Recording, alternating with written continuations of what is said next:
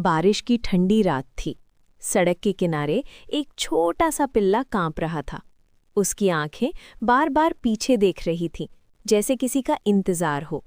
लोग गुजरते गए, कोई रुका नहीं। तभी पिल्ले ने हल्की सी आवाज में रोना शुरू किया। अचानक दूर से एक गाड़ी आई। लाइट सीधा उसकी आंखों पर पड़ी। पिल्ला डर के मारे सड़क पर ही बैठ गया। ड्राइवर ने ब्रेक लगाया। एक पल की खामोशी। सबको लगा अब सब खत्म।